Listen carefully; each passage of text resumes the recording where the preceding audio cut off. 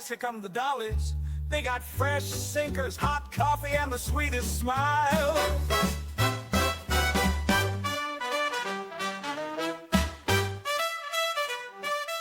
Welcome back to the Clubmobile, everybody. We're so happy to have you joining us today. Hi, everyone. Thanks for joining us again. Joining us this morning is our friend and 100th Bomb Group historian, Matt Mabe. This is going to be a bit of a different episode from what we usually do, but Matt, thank you so much for hanging out with us. Of course, happy to be here. We might have stolen you a little bit from Matt Leach. We know you're always on the Nearly Men podcast, but Matt, if you ask nicely, we'll give him back. I think we've interviewed about everyone there is from Masters of the Air that can be on their podcast. So you're probably not stealing me at this point. It's fine. If there's like a ransom, we're willing to negotiate. We're happy to have stolen you for the morning, definitely. Today we're going to be talking about the Bremen mission that took place on October 8th, 1943. Matt, could you give us a brief outline of the mission itself and the consequences? Sure. That was what we didn't know at the time was really the start of Black Week. That was the first of one of the, most difficult missions that occurred during that week-long period. But it was October 8th, 1943, targeting the German submarine pens at Bremen, which, when you look at it on a map, isn't necessarily the longest target, but proved to be one of the most difficult. And it's one that I think they obviously found out how difficult it was going to be right when they actually reached the target, and really pandemonium broke out. But it was a tough one for the 100th. It was a tough one for the 8th Air Force in general. But 19 planes went up, and as you probably know, 7 did not make it back.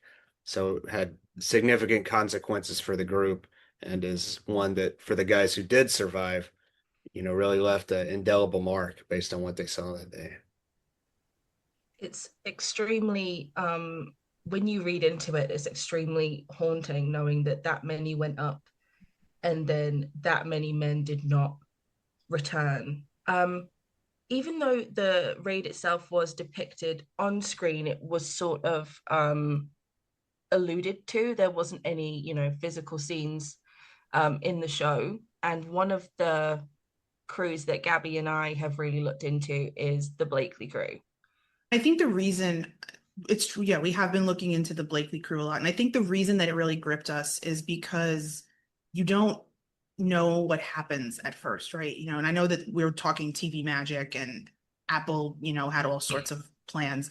And I'm sure it boiled down to what was going to be more of a gripping moment to see, 7 planes go down over Bremen, or to see Rosie alone in the sky, right? Which one was really going to pull people in, Bremen or that moment during Munster where he's up there alone in the sky? And I definitely think that moment, yes, it was gripping, but there was so much about Bremen, right, Winnie, that we always say was like missing, that we wanted to read into. And we didn't find out about it until we started reading books like Frank Murphy's book, Lucky's book, where you really get somebody else's kind of perspective of what was going on up there. So what we kind of find out initially in Masters of the Air is that they don't make it back. Blakely's crew doesn't make it back. And then at the start of the next episode, they appear like three war heroes, and oh my God, they're alive, they're here.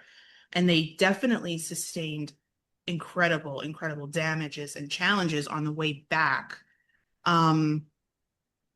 What we do know is that they crash landed, right, at a dummy airfield, right? It was a dummy airfield in Ludham.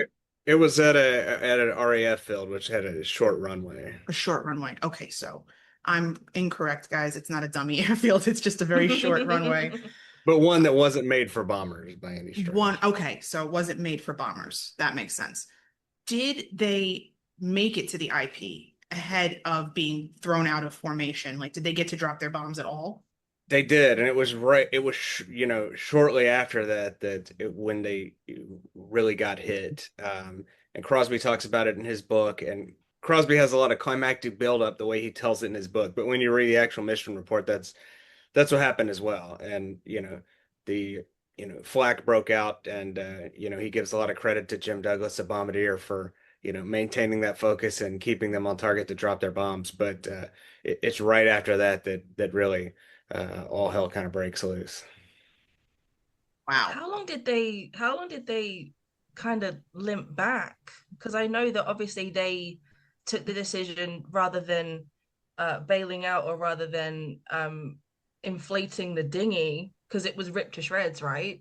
How long Yeah. did they limp back all the way to England? How long would have that have taken them? It was a little over an hour flight time, but that's where it's really credit to Blakely and to Crosby for running the numbers in real time in their head. There was no GPS to tell you exactly like what the timeline was going to look like. Yeah. So they had looked at the numbers and they looked at the damage and felt like they could press on. And I think at one point Blakely has the plane flying at 100 miles an hour and it stalls at 90. So I mean, Wow. it literally is one of those wing and a prayer kind of moments, as the title says. Um, Mm. and then that truly is why they're throwing everything out of the plane that they can, because every, you know, every 50 feet that you can, gain in altitude, that's a better chance that you're going to make it back. So it really was coming down to the wire for them. They probably couldn't have gone much further at that point. Yeah. I had read somewhere, and I don't know how true this is, that I know they dumped whatever they could as far as weight from the plane, that they flew home in their socks. They dumped their shoes. They started dumping the heavy flight clothing and stuff like that, because Right. at that point you're not flying at Yeah. altitude. So At any that of point, that you're all the way stuff, down, but and it's probably soaked with sweat, so it probably does weigh a fair mm, bit. So any of that stuff you're throwing out. But I mean, that gives you an idea when you're throwing out like the heavy thermos. I mean, like every pound counts at that point. So yeah. I mean, it's pretty incredible. I don't know where we read that, Gabby, that they came back to Thorpe Abbots with no shoes on. They just came Yeah. back I wish I in could their remember where I socks. read that. I think I get so Um, I dive down rabbit holes and I get so into things that I'm like, I don't sometimes stop to make a note of where I'm reading it and what yeah, the from source where it is. was. So It's certainly plausible, and I know the series kind of adds some climactic buildup with you don't know if they made it back yet, Yeah, right. which is pretty much what happened. They didn't. There's no indications that they used the phone from Ludham to call. They had trucks bring them back to the base, and when they arrive at the main gate, it's like, oh my God, look who's back. yeah. So, and I think Right. it's Egan was one of the first to actually meet the crew when they came back, to Oh, much to his utter shock that they made it. yeah, Wow. I would imagine, especially, he's probably pacing the floors waiting for Buck to come back. That's his best friend. And yeah, he's hoping, right? You would imagine he's hoping that Buck and DeMarco are on the other truck, and they're not. So, which I guess ties into the other half of the Bremen mission, but we'll get there. We'll get there. we'll Yeah, get there and if after you th this. and if you think about it too, like the odds of it, just try to encapsulate the shock that someone would have. You figure by the next, like by a few hours later, if somebody hasn't come back, they're not coming back. So to have somebody come back the next day is just like a divine moment almost, because obviously the only way they made it back was how they did, crash landing somewhere else. But the odds of that of making it to that point are just so low. So you really would feel like somebody's been brought back from the dead practically when they show up the next day. Very much like seeing a ghost, I would imagine. Yeah. Probably very haunting. Um, Yeah. Another thing that the show did not depict was that it was Jack Kidd in the command pilot seat, right? Or the co-pilot seat. Um, but he isn't seen to be coming back with them in the show. That's right. How often would Kidd fly with this crew? Because this then put co-pilot Charlie Villa in the tail. Am I correct? That's right. I believe Kid only flew one prior mission with them. And I guess it's one of those things where it's one of those dramatic omissions where, one of the challenges of the Masters of the Air is trying to focus on too many people, trying to tell too many stories. So I think it might have got a little confusing if you add Jack Kidd into that mix. But having said that, I mean, the real Jack Kidd story is incredible, because it wasn't one where he was just coming along as the command pilot. I mean, all of these guys have the highest level of respect for Jack Kidd. Even I talked to John Luckadoo about this years ago, and he said, of all the guys I respect, like Jack Kidd is at the top of that pedestal because like just a phenomenal officer and a guy who had superb judgment and was a guy it was like Buck Clevin. It's a guy that you would feel confident flying with. So I know they felt great confidence having Kidd with them that day. Yeah.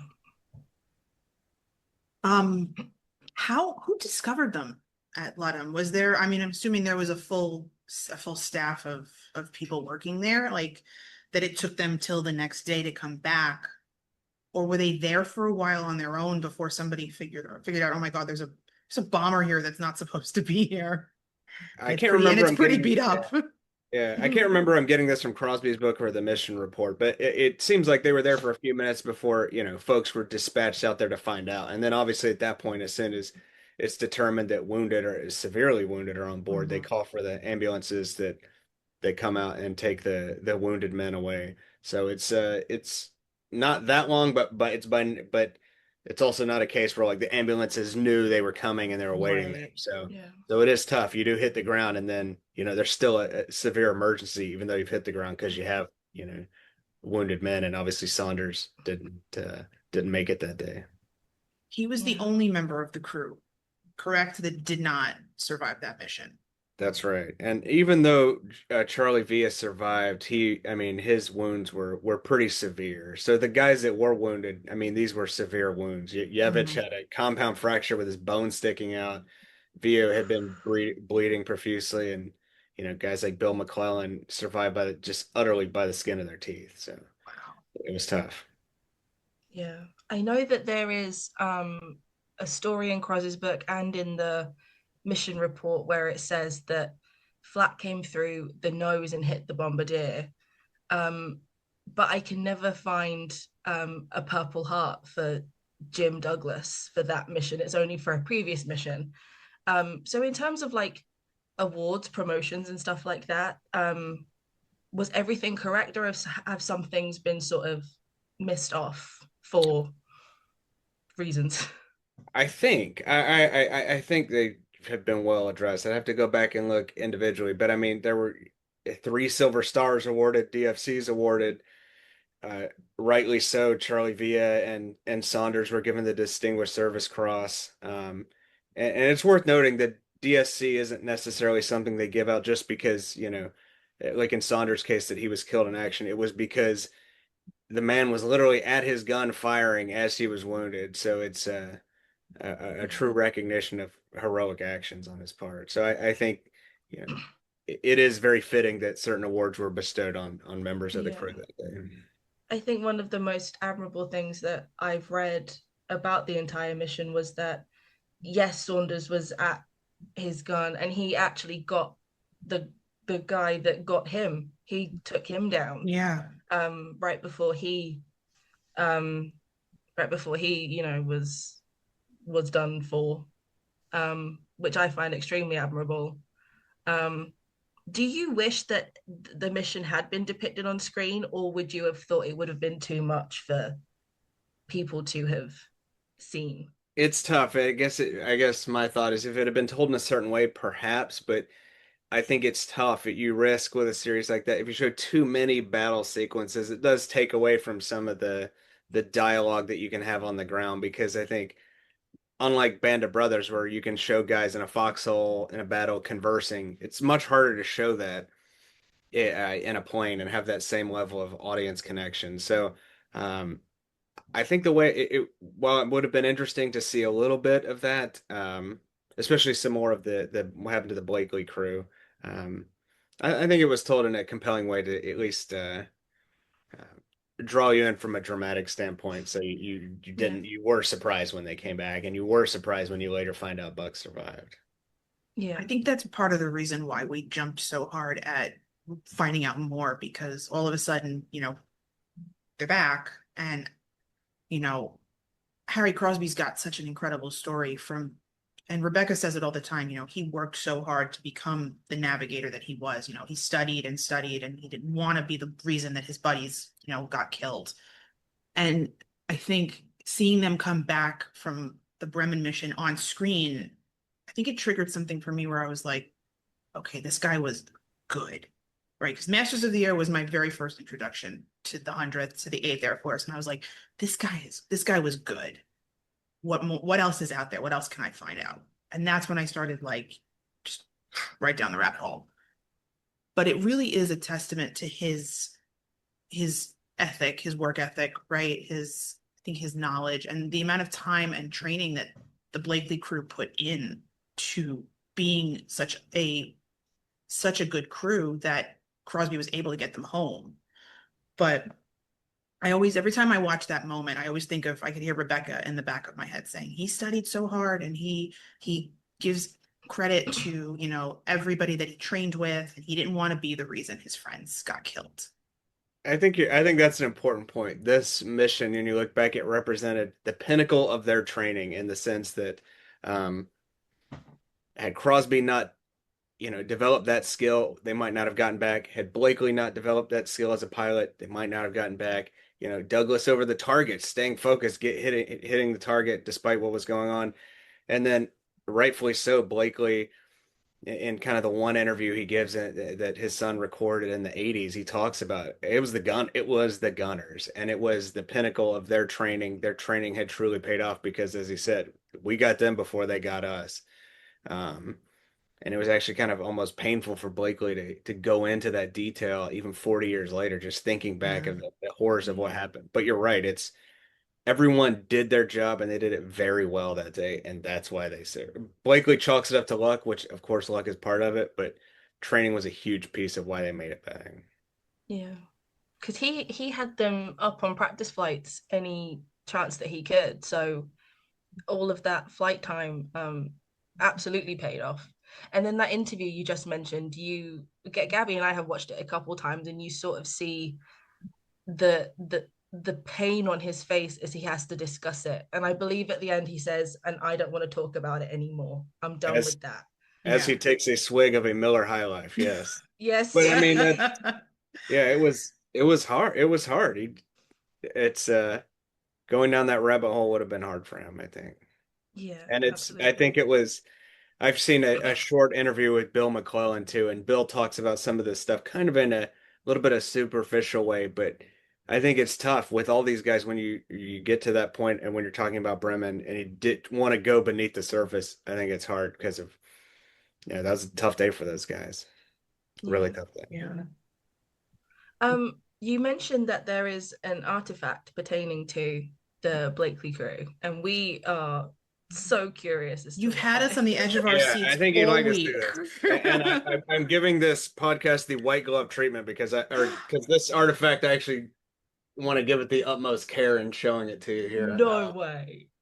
We've Um, been on the edge of our seats all week.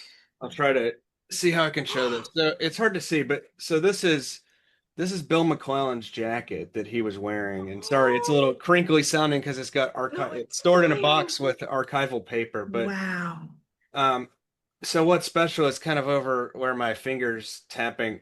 It's hard to see over here, but you can still see the bullet holes, the flak holes that are in his jacket, Oh and my God. there's blood stains from the hole on the right side. But you see these things and you look at like an Yeah, artifact in a museum and think, that tells quite a yeah. story. And you just look at it and wonder like, what this guy went through and what this jacket has seen if it could talk. My That's God. amazing. And it's a pretty small jacket. I've seen a lot of jackets that are like Yeah, size 42. it's little. This is a size 38 A2 jacket. It's pretty small. So McClellan was a tiny fella. Yeah, he was a small guy.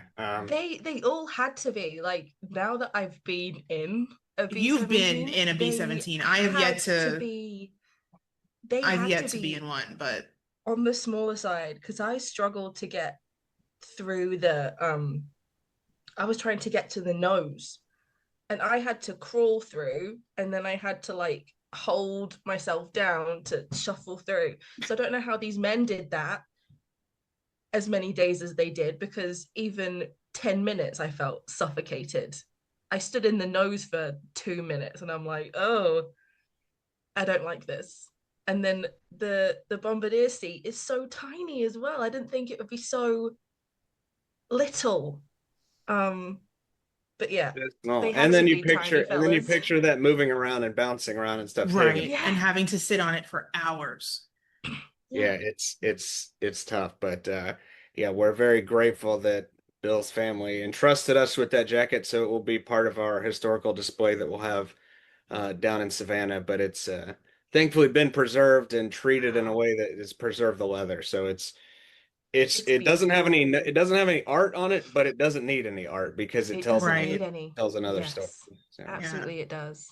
I mean, I saw so many of those jackets of the A2 jackets when I was at the museum in Thorpe Abbotts, and it's just amazing that, you know, you see all of them and you wonder, it's hard to tell, right? Like which jacket belonged to who and who might have come home. And that's the thing that hit me, I think, at one point. I said, how many of the guys that wore these jackets came home or were POWs and then came home? And I feel like the jackets itself really tells a story of the guy that wore it. It really is Mm. their lasting story. If nobody's going to sit on a podcast like we are and dig and tell these stories, you have these incredible artifacts that will tell a story for you. you're right. Which, And at John Brady's jacket, John was wearing his jacket when he was shot down at Munster and wore his jacket all through Stalag Luft 3 on the forced Yeah. march. So it's when you see that jacket now, it's like, wow, you know, what a story of where this jacket's been. It went is through that so in much. Savannah as well? It will be eventually, we hope. So Winnie, another add that to very our list. Yeah, adding, got it. Yes. In terms of after the mission for the Blakely crew, were they given any kind of R&R? I know that they were promoted, but I'm not entirely sure what they were promoted to do. I know that Blakely stayed until the end of the war. Am I correct? With And Cross, Crosby also right? stayed, Yeah, but I that's don't right. know about the others. So I don't have the exact date Jim Douglas left, but Jim became Group Bombardier. So Jim Douglas did stick around, and which so that's certainly accurate in Masters of the Air in terms of him being there. Blakely stayed on and eventually became the station training officer at Thorpe Abbotts. Oh, So this, wow. I think in Blakely's case, he had so many chances to go home, but it became one of those guys that he felt compelled to, you know, stay with the men. Yeah. And keep contributing, and that's what he did. So he and Crosby and Douglas are really an anomaly in terms of sticking around and staying with it. And then the guys Yes. that were wounded, those guys all came back stateside after that because of the severity of their wounds. Yeah. I know in Crosby's book, he talks about getting to the final mission. I'm there. This was my final one. And then he ends up staying through the end of the war. And he flies a lot even after being promoted to group navigator. Was that the same case for Blakely and Douglas? Did they fly occasionally as well? Did they have to continue to get missions under their belt at that point in their promotions, or, where they were sitting, I guess, in operations? I don't recall off the top of my head how many missions Blakely flew in total, but Douglas would have continued flying as Group Bombardier. Well, on certain missions. He would have Mhm. much like Crosby in terms of the nature of the mission would have warranted Right. the Group Bombardier going. Could I ask a question? This is just something I've read multiple times. Is that Douglas was grounded because of an injury he sustained during Bremen. So is Yeah, that inaccurate? that's out there a lot. It's I'll have to go it's a fact check lot. that. I'll admit I don't know everything off Please, the top of my head, because but it's it's I'll find confusing out. because in one He thing it says that he's grounded because he's hurt his hand so badly. And then in other things you read, he carries on flying as Group Bombardier, which makes more sense. Yeah. But they say that he injures his hand. But there is a picture in a version of Cros's book where both hands look, he stood in front of the wreckage of Justice Knappen, and both his hands look fine. Yeah, I would wager the answer is somewhere in the middle there in terms of any wounds he did have. He was, cared for and treated and given some time to recover, but he pressed on because he was still there in That's 45 just that guy. doing his Yeah. job. Yeah. Um, on the other side of the mission, we had our baby, which was Buck Levin and Benny DeMarco. Again, it was depicted in the show, but I feel like it kind of left you on a cliffhanger if you did not know. Because I tried my best to not read into anything while I was watching the show as it premiered week by week. Same. So I was sat crying thinking that but Cleven and Benny DeMarco were no more. Could you give us like a brief outline of what they went through? I know it's very similar to what Blakely's crew went through, but they got shot down and were made POWs. Where And did they land? it's also one that I wish they could have explored the backstory a little more, because in reality, Cleven and DeMarco did hit it off and were pals. And within the crew itself, DeMarco was very good friends with Francis Harper, the bombardier, um, who isn't really featured in the series, but it was a tight-knit crew. It was a good crew, a very skilled crew. Um, but yeah, they were flying in the low squadron with Cleven coming along as the squadron CO. And then again, much like the Blakely crew, right after the bomb run, their planes hit. The difference is, unlike just a snap, and these guys, our baby took on a lot more damage, and it was not sustainable to carry on. So Buck did give a similar order of throw everything out you can, lighten the load. But I think at that point they realized they weren't going to make it. So that's when the crew is able to successfully bail out, and then at the very end, DeMarco and Cleven kind of do the after you and the Bombay, and both go out, and several of the guys are reunited on the ground, but there was really no chance for them to try to limp their plane back to England at that point. Yeah. So they I fell remember right reading. into Germany. I mean, there was not even Yes. they weren't even close to being home. They fell right into Germany. Yeah, They had no shot. That's right. Yeah. Wow. Didn't Buck Cleven literally fall into a farmhouse, and then the farmer himself kind of stuck a rake in Cleven, That and it was was his like story, inches that away he from that he stabbing came him? right in the front door of the farmhouse while the mom was making dinner or making lunch or something, and the farmer has a pitchfork up to his throat. So God. um, he was not able to talk his way out of that one. Yeah. Quite polite of him to use the front door, at least. Yeah, at least he Yeah. used the At front least door. he used That's the front door. exactly it. Yeah. Were they able to drop their bombs, or was it instantly they were hit and they had to bail right away?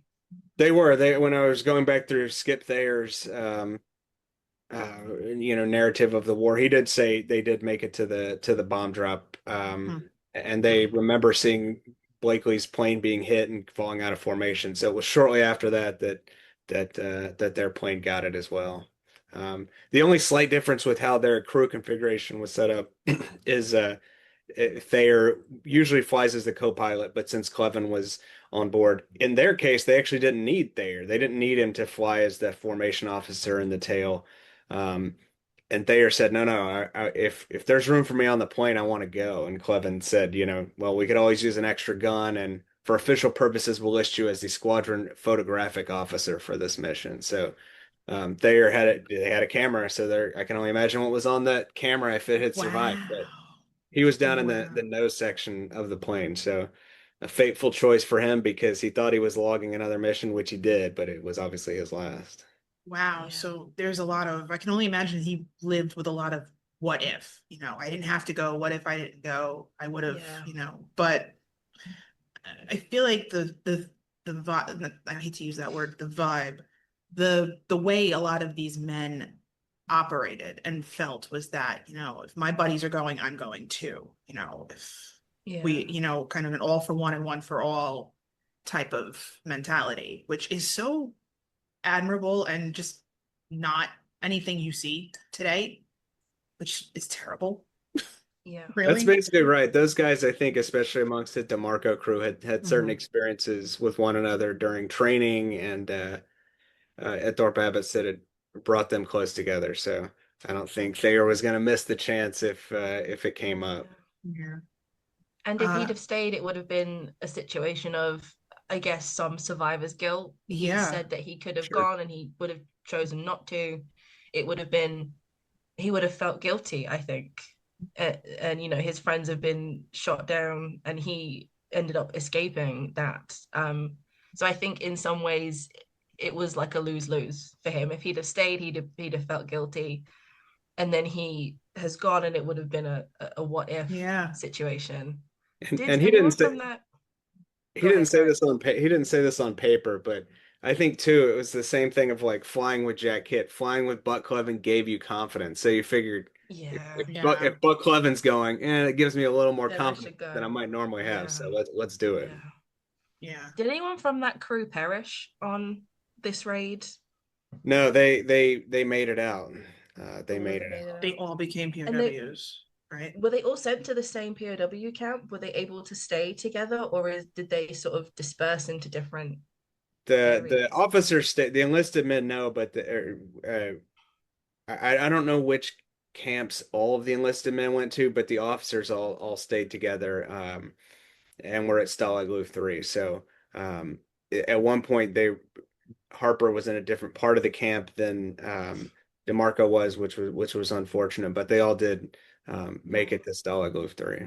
Yeah, I remember yeah, reading that in Frank Murphy's book that even though they were all at Stalag Luft 3, they would occasionally see each other, but they weren't all bunked together. It wasn't as it was on screen where you see, yeah. every guy from the 100th in one hut. And then Murphy talks about they were given the opportunity to relocate so that they could be all together. And the good soul that he was wouldn't leave because he didn't want to leave his bandmates He in the didn't want to lurch. leave the So band. he ended up Yeah. spending the rest of his time at Stalag Luft 3, separated from everybody else from the 100th. I always say that's a testament to Murphy's character. Like, what a guy. Oh, But absolutely. I think it's interesting how they just depict them all together in the show. And I know it's, Yeah. again, TV magic, but that they weren't really all roommate. They weren't all roommates through their time as POWs, which is very interesting Yeah. that they were like separated. I really like that though, because in terms of the real men, I feel like they might have as much as you can like a situation like that, I feel like that would have been the ideal situation, Oh, to of be with course. your friends through this horrific time. So I like how they did that, even though I know it was for TV magic and to push the story along. I do feel as if it might have been good for them. Yeah. Another thing that is depicted on screen right before this mission is ground crew Kenny Lemons fixing something right before Clevin takes off. Did that happen right before the Bremen mission, or was that a completely different situation? It was a different mission with Lemons fixing the Magneto, and it's funny, Yeah, you can get sucked into all the online critics of people saying crazy stuff, and naturally you had people saying that's a bunch of Hollywood magic, like that never happened, that's ridiculous, no one could ever do that. You even had people that were mechanics saying that could never happen, but the irony is it did happen. And Ken Lemons is by no means one to embellish his experiences. It's a man who could have, but he never did. He's as humble as can be. So that did happen. It just didn't happen on the Bremen mission. It was another plane called Shihasta from the Mhm. 351st Squadron, but that did happen. And it's funny. Lemons talked about like the reason why he did that, and part of the reason behind it, I think, is just as interesting. And it was because on the mission where that really did happen, it was a maximum effort mission, and the guys knew from the ground that if they had to go back to the CO and say like, "Hey, two of our planes couldn't fly because they were beat up and we couldn't fix them in time," that's reflects really poorly. So Lemons basically said like, "I did not want to let the squadron down. I was determined that if that plane could fly, we get it in the Right. air." And even after that happened, he didn't want to tell the CO because he was scared he'd get in trouble for that. So it's just kind of an unsung hero with integrity doing what needed to be done. I yeah. thought it was very kismet that the 100th actually shared that clip on their Instagram, on their socials yesterday. I saw it when I was getting ready to leave for work yesterday, and I said, "Oh my God." I said, "Do they know we're talking about, do Do they they know know we're we're doing talking about this tomorrow?" this? Well, that was Did me. Matt So tell yes. them? Yeah. Well, that was me See, posting it. So I there you that's go. but I There it actually is. I was going back through the tapes, and so he recorded some audio cassette tapes back in the 90s when he was doing his book, and there's only a portion of it that's really clear quality, and even the one we posted, I had to kind of wash out the background noise. But Yeah. it's, Yeah. it's beautiful to hear him talk about those things. And then when I stumble upon that one clip of him doing the, Airman's Hymn, I just thought that was That was quite, Yeah. beautiful. quite moving because it's a representative of the fact that Ken and those guys really cared deeply for the cruise, and I think Bremen was one of those missions where when the guys didn't come back, like man, it hit them hard, and it Yeah. doesn't go into it in the series, but the other guy that's there with him, that played by Sam Jordan, John Herman. What really happened after Bremen is John was devastated because he was the crew Yeah. chief for Piccadilly Lily, and that didn't come Yeah. back, and John was just in tears. It was Yeah. probably the most devastating moment of his life that day. Yeah. So it was tough for the guys in the air, but it was tough for the guys on the ground too. Yeah, absolutely. Especially after they had, taken such care of the planes and therefore taken such good care of the men, Yeah. um, that they're gonna feel some kind of guilt. A very cheeky question it is, do you know if Lemon's book is ever gonna come back into publication? I Because was I gonna am say, dying to I'm read it. dying to read that, and I, It we have it to go is. back So to. we're going back, and it's interesting. I think there's a few more stories that didn't make it to the book because, as I understand it, even when he published that in 1999, he was trying to hurry and have it published in time for the reunion. So that's why it Oh, was done a little bit hastily at the end. But yeah, I want to say there were only 200 copies of the book that were made at that time, yeah. Yeah. and so it's right behind me. It's a He says small no big it's deal. a small book, and Ken Yeah. signed Yeah. each one of the original copies, so they were Oh, pretty rare. But yes, we are yeah. working to go back and retype the Yes. manuscript, correct a few things, add what Yeah. more can be added, and then hopefully get that printed. It's a shorter book, so it won't be that hard, but Hmm. it's a bit of a lift to get a book off the ground. But it's one that ever since it Of came out, course. people have been saying, "Where's this book?" And Yeah. even Rafferty Law has been as nice as can be, has said so many nice things about Ken in interviews and on social media, and how Yeah. much the book meant to him during that process too. Because I know that we discussed within our little group when we were all going to go to Thorpe Abbott's together back in the spring, um, that there was a copy somewhere in the Norwich library. And we all said, why don't we all go take it in turns and read a paragraph and pass it around so we all get We to were gonna read go to Norwich Ken and read it. Lemon's book together And then didn't one of while our we were friends there. find it at the Library of Congress or something? Yes, A copy of it is at yes. the Library of And Congress. they just sat and read She the sat entire and read thing it and for a whole day. gave She a sat in there all day. synopsis. It's We sad were that it's like, come wait, down to take that. pictures. You Yeah, have I to get said it send through like, pictures. Yeah. yeah. It's too bad It that was it's come either, down to having to get it through like interlibrary loan, but I think that's even more yeah, reason why I think it's important to it, get back out because to absolutely. my knowledge as well, it's the only book written by one of the guys from the ground crew at Thorpe Abbott. So Yeah. we'll see. It We'll would see, we'll it see what would we can be do. an excellent addition to our Yeah. collection because Oh, we have yes. pretty much everybody's now, and I think I think we're only missing Kenny's. almost I think everybody's. I think John Clark is going to be in John Clark's is the only the one. first rotation of the book club for 2026. Yeah, So that'll be nice since we read Marie's book on the last one. yeah. And I'm trying to nudge Um. Raf Wall to see if he can write a short little intro for the reprint of Oh, Ken's book. Oh, that would be please. wonderful. That Fingers would be crossed. We'll very see. sweet. That would Um, be really nice. before we finish, I recall that you mentioned there was a story about Clevin and DeMarco. Was it after the war? You Yeah, mentioned this very briefly, but again, it's a story that we would love to hear about. it's a story that really resonated with me. I've gotten to know DeMarco's son John very well, and DeMarco did not talk about the war much. He did not go to reunions. But for whatever reason, he had such a close relationship with Buck Clevin that that's really the only relationship he maintained from the 100th after the war. And when DeMarco retired, he went to go visit Clevin many times. But what John had told me is that every October 8th, on the anniversary of that mission, uh, Clevin and DeMarco would call each other. And, that was like the one time they would reminisce about those events. And so when DeMarco passed away in 1992, at that time he had finally opened up to his son John about the experiences he'd been through. And so when he passed away that year, John, in place of his dad, called Buck to, reminisce about, on behalf of his dad, to mark That's very sweet. that So occasion. So sweet. it's interesting because both Clevin and DeMarco are guys that they didn't really come to reunions. They played such an important role in the group, but Yeah. I think their war experience just weighed on them so heavily that Mhm. it was tough to revisit those at Yeah. times. And I think in Buck's case, he lost his wife Marge incredibly early, and then he lost his friend Bucky Egan also incredibly Yeah. prematurely. So I feel like it would have brought back too much on top of all these events that took place after the war in a very short space of time.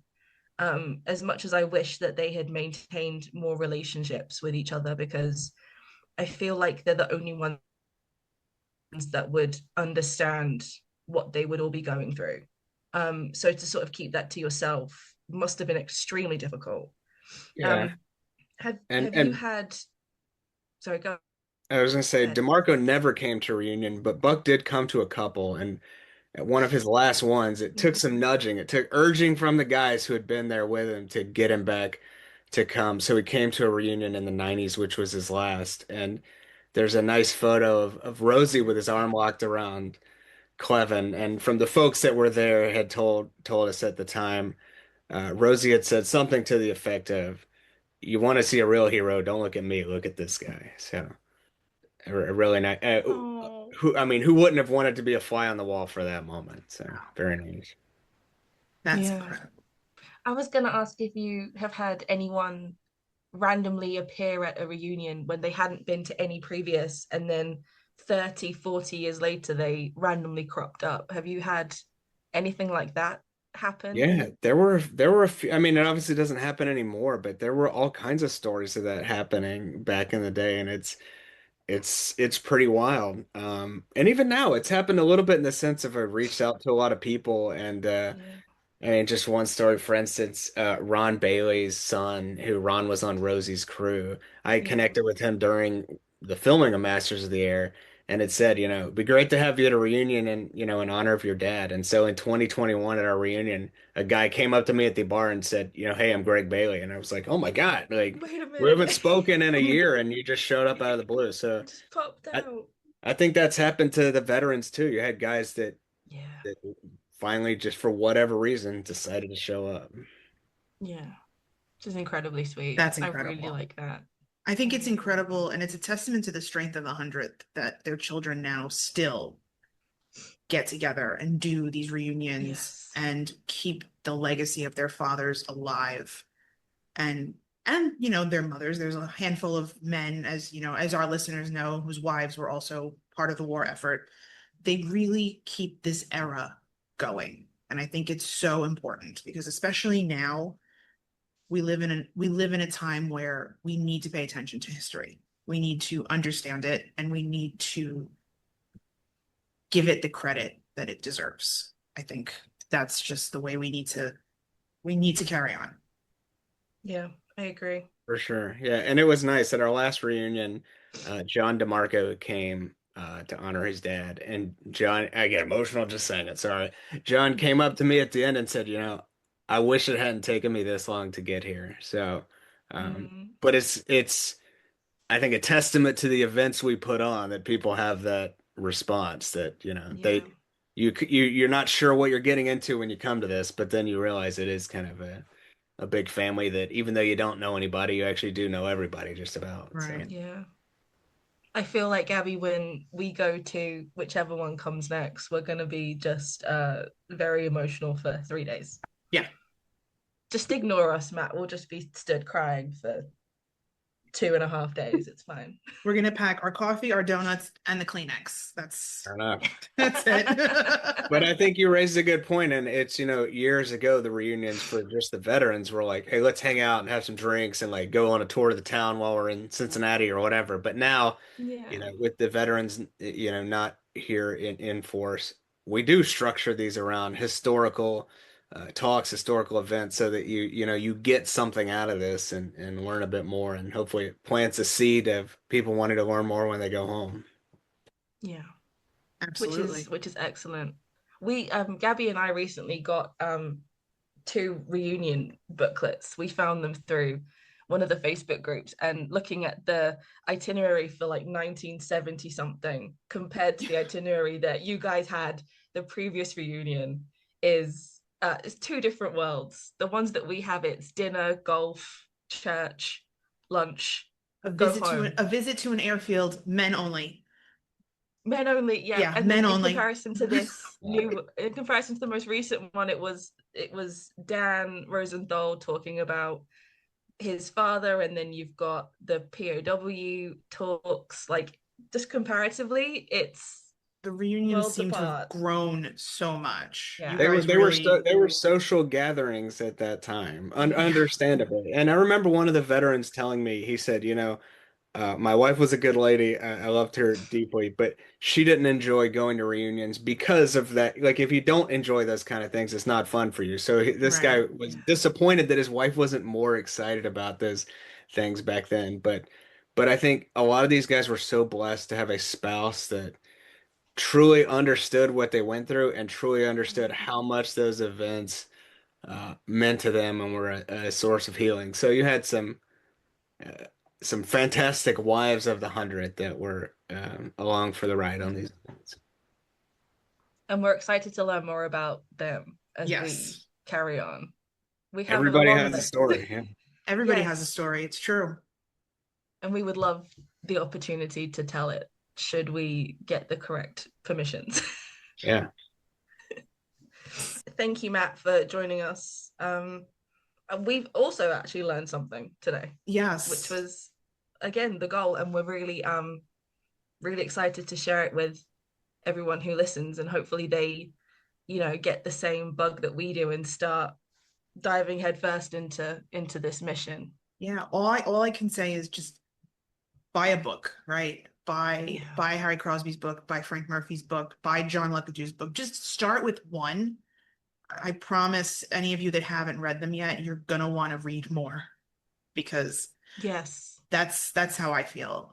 I'm running out of room on my bookshelf, As am and I. and as I look around my apartment daily, I go, where can I put another one? I've run out of space here, too. So. In my tiny little one bedroom in Brooklyn, where can I put another Where can I put another books? bookshelf? But just start with one book and you'll definitely want to keep going because everybody sees it Yeah. differently through their own eyes, and it's nice to see it kind of come together as a whole, for sure. Mhm. Thank you so much, Matt. Sure. Thank Great you, to see you. Matt. And thank you, everybody, for joining us, and we will catch you next time in the Clubmobile. Bye. Bye, everyone.